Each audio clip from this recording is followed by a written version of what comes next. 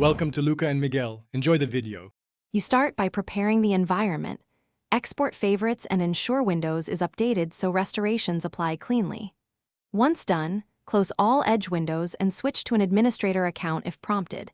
This prevents permission errors. Next, open Settings and go to Apps and Features to locate Microsoft Edge. You need Edge selected to access repair or reset options. This initial setup reduces interruptions and guarantees the repair steps that follow can modify files and registry keys without being blocked by active processes.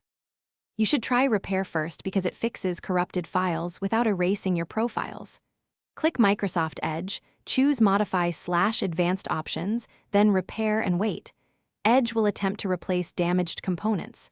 If problems persist, choose Reset to restore defaults and clear local data, which resolves profile-level corruption.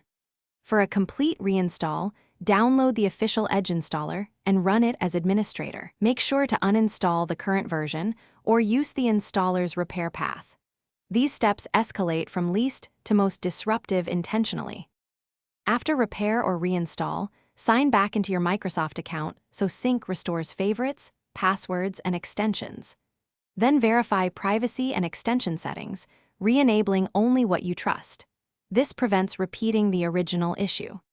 If Edge still misbehaves, make sure to run System File Checker and DISM to repair Windows components or create a fresh Windows user profile to isolate profile corruption. One key troubleshooting tip: run sfc/scano and dism/online/cleanupimage/ restore health to fix operating system issues that can break Edge. Thanks for watching and please subscribe. It's the best investment you'll ever make.